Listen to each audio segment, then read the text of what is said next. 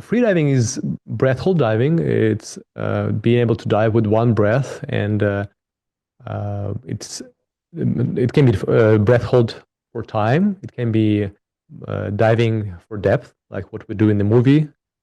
There's also a discipline in the pool when we dive as far as possible in just a pool and cover as many meters. So freediving is doing anything underwater while holding your breath. Competitive freediving is a small part of freediving. The biggest part of freediving is adventures, is exploration, interaction with sea animals, and seeing some beautiful underwater locations. So I would say freediving in general is exploration. Yeah, but we also did it in the since I was 5 years old. It was just summer adventures, going to the sea and diving there. It was not called freediving. It was just having fun in the sea. And I was a swimmer. I was swimming a lot as in competitions, and then it became freediving.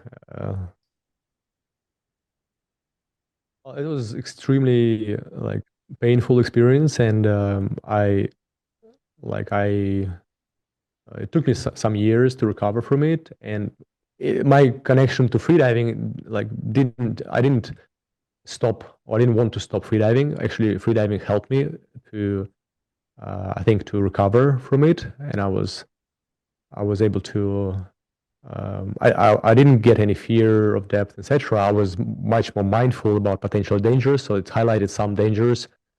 And what happened with her was outside of the training, outside of the competition. It was not. It was not during this most like intense part of the sport where it's competition, records, etc. Like actually, these events are the safest events where like freediver can dive because of the support, because of the medical team, because of the safeties. But yeah, it made me reconsider some of my like recreational dives and what I will do if I dive without my professional team around.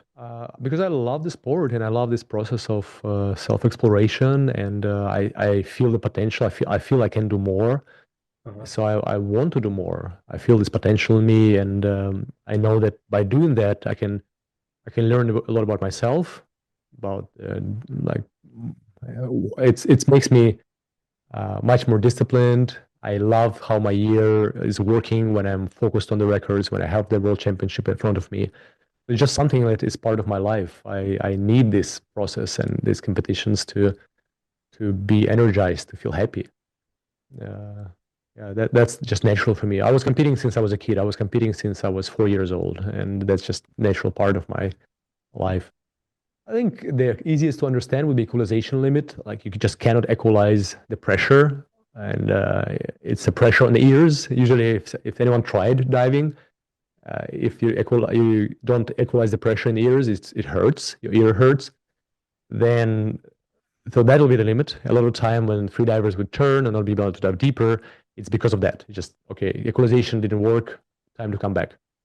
Sometimes it's something else. Sometimes it can be just a sensation that I was not relaxed enough. The first part of the dive, the breathe up or the way down was too tense, and I have some inner tension that I was not able to shake off and like get rid of. And if this tension is there, then again, it just my body, even my mind, I want to dive deeper. My body will tell me, okay, like it's not possible. There is too much tension, right? So we would feel that. Initially, it's mental because we have so much oxygen reserves in our body. We can hold our breath for 3 minutes, 4 minutes, 5 minutes without being like competitive freediver. It's something just we have. So initially, it's a lot about becoming more aware, understand what's going on in our body and how much oxygen we have. What are the signals? What do we feel? Why does it feel this way? And then after some time, like when you become an athlete, then at this point, physique become more and more important. So I must train. I must have enough strength to come back to the surface. It's a lot of effort to come back at depth because of pressure. It's negative buoyancy. Like I sink with a speed of 1 meter per second without moving. So you sink, you're really heavy at this depth. So to come back to the surface, you have to be strong. I have to train a lot and have very good technique. So it's like it both together, and it becomes equal when you become an athlete and push the limits. Then it's two together. So adventures, I love the adventures, and it's in there.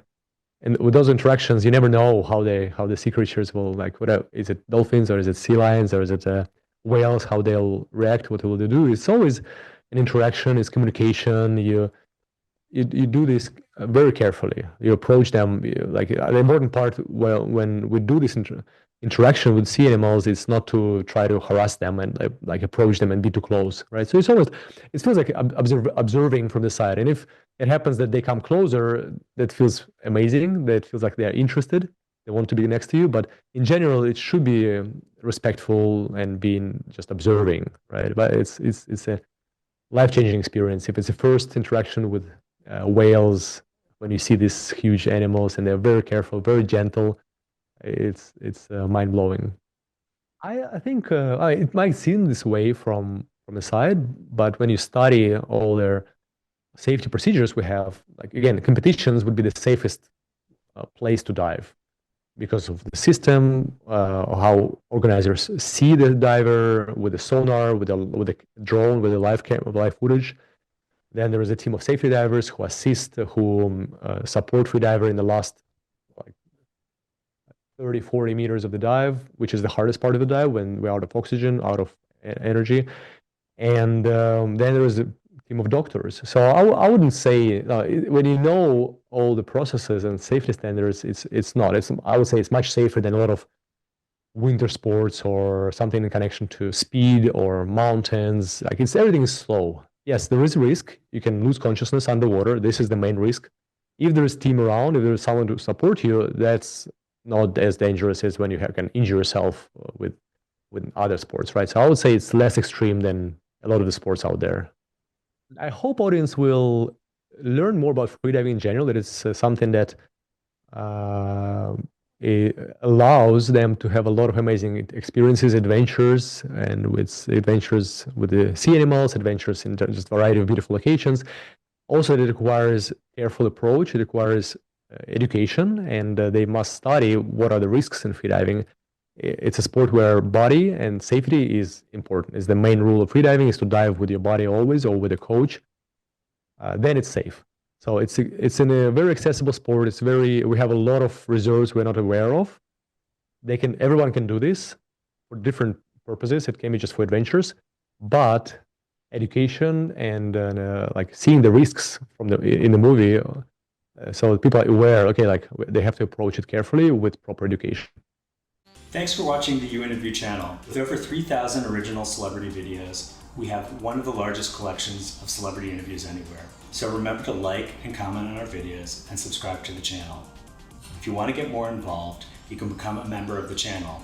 Membership has its perks. You can see exclusive celebrity videos and get the opportunity to ask our celebrity guests questions. We can't wait to hear from you.